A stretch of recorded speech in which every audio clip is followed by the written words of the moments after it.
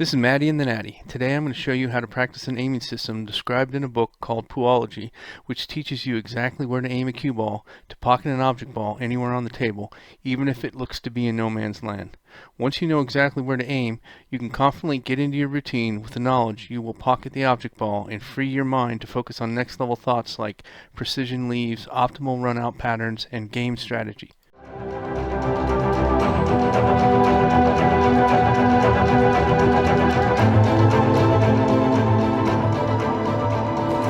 Each of these cue balls can be used to pocket one of the object balls into one of the lower corners using a 3/4, half ball, or quarter ball fractional hit. Unfortunately, my wife cut off my credit card before I could buy all the cue balls needed to show you all the cue balls that could be used to pocket these object balls using just a 3/4, half ball, or quarter ball hit. Hopefully it's obvious from this picture. If you recognize just these three types of fractional situations, you will increase your pocketing percentages in any pool game you play. Fractional aiming is simply aiming the cue ball at a fraction of the object ball, so you can consistently predict the angle of the object ball departs the collision with the cue ball relative to the direction of the cue ball approach. The concept of fractional aiming is as old as pool itself and has been taught for decades. Once you memorize these fractions and understand the relationship of the fractions to the departure angle, you can easily match the departure angle with the cut angle required to consistently pocket object balls.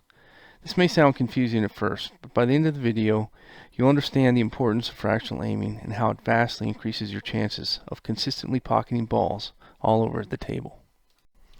There are a lot of books, training aids, and videos that teach and explain fractional aiming, but in my opinion, there's one book that stands above the rest because it teaches you a practical way to know which fraction to use in almost any situation you'll encounter on a pool table. The name of the book is Poolology, written by Brian Crist. I don't know Brian, and he doesn't know me, and I don't get money for selling Poolology, but I can assure you, if you want to learn how to use fractional aiming in an easy to understand practical way, you need to read Poolology. Out of respect for Brian, I'm not going to share any of the diagrams or explain how to arrive at any of the positional alignment values I use in this video. That's all explained in the book. The point of this video is to show you how to practice Poolology and simplify the Poolology system to the point you should be able to know within 10 seconds what the fraction of the object ball you need to aim for to pocket an object ball. Here's a short Poolology quiz to see how well you comprehend the book. Identify which zone the object ball is in relative to each pocket. You have 10 seconds to take the quiz, but in practice you should know immediately or in no less than 5 seconds which zone you're in, since at most you only have to look at one line on the pool table to make the decision. If you had trouble with this exercise, read the book again and practice this quiz on a pool table by throwing out random object balls until you can name A, B, C, or S for every pocket within 10 seconds. You certainly don't want to waste time during the game figuring out which zone you're in. Once you know what zone the object ball is in and how to calculate the fractional aiming point you're going for, the next step is to memorize what each of these 8th fraction points looks like when you're down on the cue ball. You really should develop your own pictures in your head, but Brian offers some great starting reference visuals in the book. Keep in mind, these 8 reference visuals are for a rolling cue ball with no side spin, which you know from the book is how Poolology numbers are derived in the first place. You really need to spend some time understanding these rolling cue ball baseline references, because you'll have to make adjustments to these visuals when you apply side spin, use stun, or use very fast and slow speeds. Just with any pool shot, you'll need to adjust to account for throw, squirt, and swerve. When you first learn Poolology, minimize as many variables as you can until you understand the default behavior of the object ball departure angles. There will be plenty of time to learn how throw, squirt, and swerve impact the numbers, but if you don't understand the initial baseline behavior, you're just going to confuse yourself when you try to use these fractions by cueing away from the center line of the cue ball. For the rest of the video, I'm going to simplify terminology by using whole numbers instead of calling out fractions. I will no longer use terms like half ball, quarter ball, or eighths unless I need them to make a point. These fractions slow you down and are useless since it's redundant to say eighths all the time. Furthermore, in the long run, it's easier for your brain knowing you'll be aiming for a number between 1 and 8 on every shot. Before leaving the Poolology book, I want to share a math trick that's very useful when calculating your alignment values from the positional values. When you need to divide a number by 8, it's the same as dividing the number by 2 3 times. This is helpful in Poolology because in addition to speeding up the math, it gives you 3 aiming points for free. All the other aiming points can be quickly derived from these 3 values, which I'll explain a little bit later. For now, just get in the habit of dividing the positional value by 2 3 times as soon as you know the positional value. Ideally, you want to get to these three values in less than 5 seconds. You can practice this skill away from the table by asking Google or Siri for a random number between 1 and 120 and seeing how long it takes for you to get the answer. Keep practicing until you can get the answer in less than 5 seconds. In this example, I divided the positional value 40 by 2 3 times to come up with the values 20, 10, and 5, which also gives me the aim points 4, 6, and 7. I will show you shortcuts for getting the other aim points just using these three numbers, so you don't have to do all the math you see here. My contribution to Poology is simplifying the system to 32 squares. Obviously, not every pool shot falls directly on a square, but you can use one of the nearby squares as a starting point to make any adjustments you need for cueing and equipment conditions. Let's take an example of an object ball sitting in zone A on a positional value 40, which you know how to get from the book. You can immediately eliminate 75% of the squares just knowing what zone you're in. As soon as you know you're on the 40-yard line, just divide it by 2 3 times, even before you stand behind the cue ball, which by the way also gives you the 4, 6, and 7 aiming points.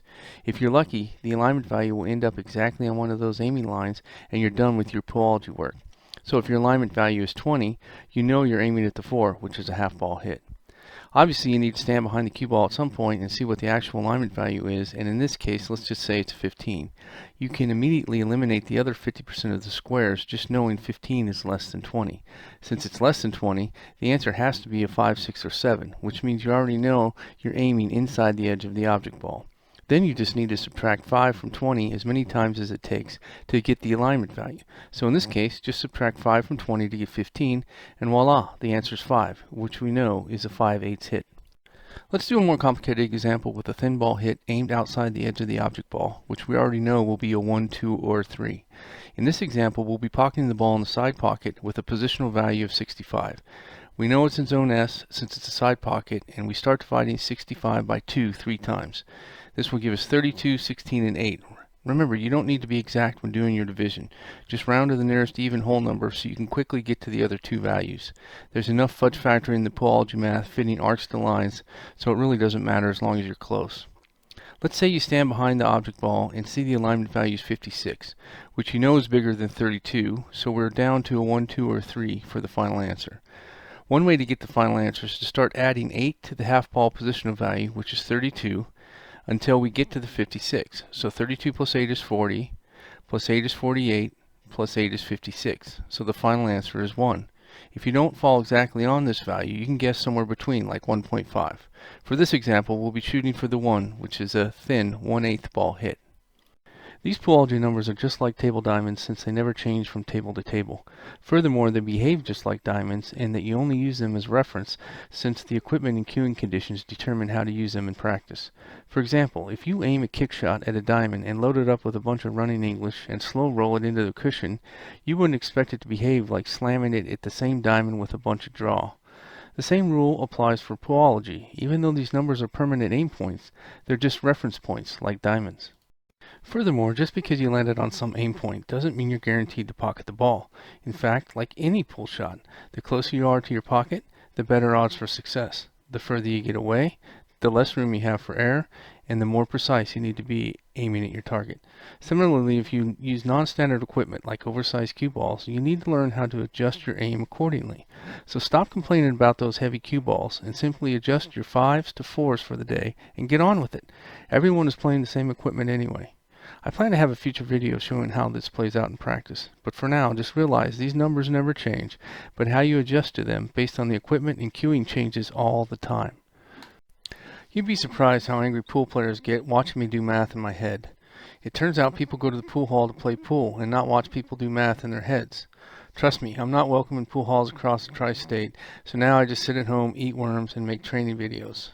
So don't make my life any worse by giving Poology a bad name. Just be mindful of others when you're learning Poology. When you can't arrive at an aim point, it's not your opponent's fault. They don't deserve to be punished waiting for you to figure out math in your head. You really need to practice Poology until you get your work done within 30 seconds because you have so many other things to worry about, which quite frankly are more relevant to winning the game than the Poology number for a single shot. If you can't get a number within 1 minute, you need to throw in the towel, make a wild-ass guess, and just shoot. Just try and do better next time. Translating what you read in a book and what you see on a pool table can be quite challenging and a hurdle some people can never overcome. So the next couple of minutes, I just want to show you what Poolology looks like on a pool table from various points of view. I set up a very common positional value from the book, and I've put golf tees on the rail indicating the alignment values described in the book for this positional value. I'll be walking around the table with a handheld camera from various points of view, pausing at each fractional value to let you soak in the pictures you need to remember. In the lower left-hand corner, I'm showing you the aim point described in the book you should be thinking about before you get down in your pre-shot routine for each fractional position. This is the view from behind the object balls from the various golf tees which mark the alignment values for each fractional aim point. You'll notice the center of the cue ball and the center of the object ball are directly in line with the golf tee for each fractional value. Of course, your opponent will not allow you to use golf tees during the match, so you have to learn to use the diamonds on the rail to estimate the virtual golf tee positions. The good news is Poology uses the diamonds and the center of the balls for all aim point calculations, so you don't have to make any special adjustments or remember anything outside the diamonds. Just draw an imaginary line between the center of the cue ball and the center of the object ball and see where it crosses the diamonds. If you're not directly in line with a golf tee, you should be close to one, or perhaps right in the middle of two of them. No matter what line you are on, you can still use the fractional reference aim points from the book and adjust accordingly based on your needs at the moment. It's really quite simple when you get the hang of it. Notice as the alignment values get closer to your pocket, the aim points get closer to 8, which we know is a straight in full ball hit. So 7 is almost straight in, 6 a little less so, and so on, until you get to 1, which is a very thin hit. So remember, 1 is very thin, and 8 is full, and 4 is exactly in the middle, which is a half ball hit. So anything less than a 4, you'll be aiming outside the edge of the object ball, and anything higher than a 4, you'll be aiming inside the object ball, inching your way closer to dead straight in. For now, just remember this view from behind the object balls and in line with the golf tees.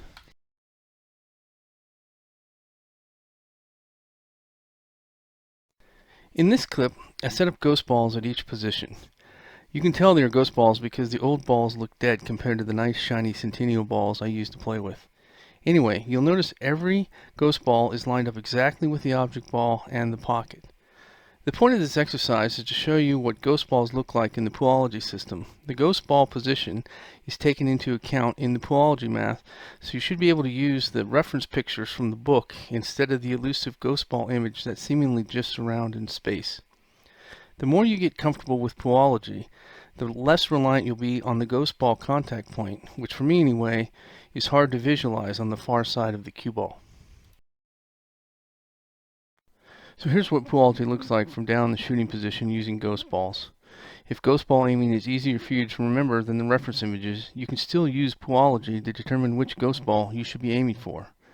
From this point of view, you'd be aiming at the center of the ghost ball, which of course doesn't exist in reality. But if it's something you've trained with and are more comfortable with, you can use these ghost images instead. It's more important you create your own images that work for your game than someone else's. You should set up this rack and just let it soak in for a night. Don't play, just walk around and see what you can see. I guess I beat this rack to death, but the good news is if you ever break the balls and they come to rest in this position, you know exactly how to run the rack and you have one less run out to memorize. The next series of pictures show you how to set up a Poolology practice session. You can tell the positional value from the number on the object ball, and the golf tees represent the alignment values from the book. I use colored dots to mark the 2, 4, 6 positions, which are the quarter ball, half ball, and 3/4 ball hits, but you can always set the cue ball between the dots to practice the odd values. I use the same colored dots for the object ball and the cue ball positions, so I know where I should be placing the object ball and shooting the cue ball from on every shot. I also set up the same shots from the other side of the table so I can practice cutting balls left and right in the same session, since you can learn to compensate your stroke if you just practice cutting balls in one direction. So you need 7 dots of the same color for each positional value if you want to practice both left and right cuts and not get lost in a sea of dots. The numbers in the circles represent the alignment values for that particular cue ball object ball line. Those are the numbers you should have in your head before you get into your shooting position. Before every shot, convince yourself why each number is what it is. Quickly do the math in your head, even though you already did it when you set up the dots. You have to figure this out when you play pool anyway. It's very important you commit to the number and the image you're going to use for that number on every shot to burn those numbers in your head. For example, if you're shooting at the 5 and plan on using Brian's image from the book, make sure you aim the edge of the Q-tip just inside the edge of the object ball during your pre-shot routine. Finally, just make sure the cue ball is rolling when it hits the object ball and you don't use any side spin, at least initially, since you will have to make slight adjustments when you do. We'll practice that later, once you memorize the baseline references. Now that you have everything set up, it's time to practice. There's lots of ways to practice, but I like to start practicing using all the aim lines 1 through 8 from both sides of the table. Then I'll switch to hit the same number over and over again from different positional values. So here you can see I start out practicing a bunch of 4s, which is a half ball, 2s, which is a quarter ball, and 6s, which is 3/4 ball. But you can practice any number you want. This is just one example. You can set goals like not missing until you make 10 in a row or more if you want to get really good at it, just like any other practice.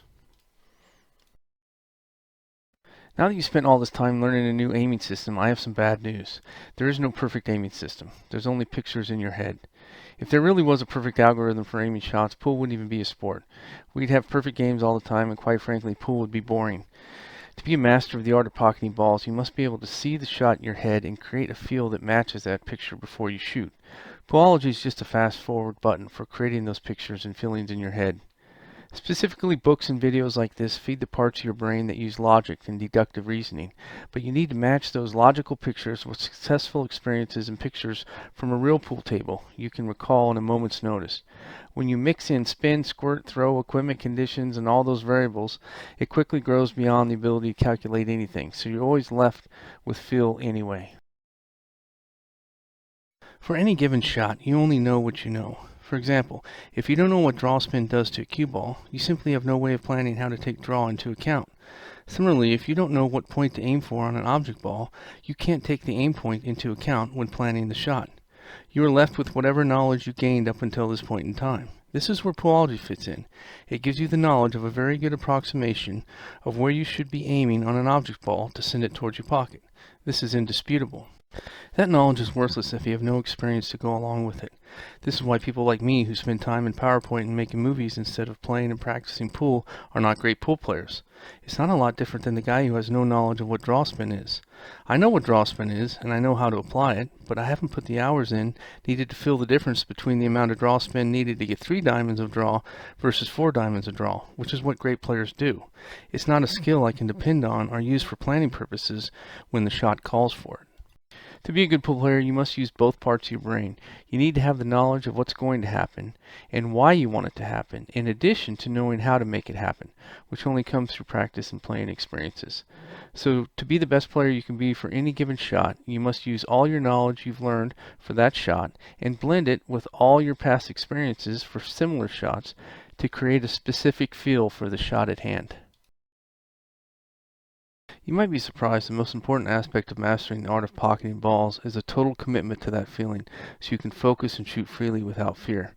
This is actually more important than getting the Poology number right or even pocketing the ball for long-term success, because if you're never fully committed to any shot, you always have some fear, uncertainty, and doubt in the back of your mind. I'd much rather have a partner who can shoot with confidence and freedom than someone who knows the exact Poology number, especially with no experience to back it up. It's okay if you don't get the right Poology number for a given shot. Since you started with a specific Poology number, it's the breadcrumb you need to get back to where you started, so you can adjust by an 1/8 or a 1/16 or whatever next time. Knowing your Poology numbers inside and out is going to get you to where you want to go a lot faster, sometimes years faster, than the person who doesn't know anything about Poology. This is the other major contribution of Poology. It leaves breadcrumbs you can use to get back to where you started so you can adjust and improve. So for every shot, use all your knowledge and all the pictures in your head to blend them into a feeling, and then commit fully to that feeling and let it fly, regardless of the results, because you can always adjust and improve for your next blend, as long as you have the breadcrumbs to retrace your steps. Good luck in developing your Poology pictures. The better the pictures, the better pool player you'll be, and the better feel you'll have for pocketing balls.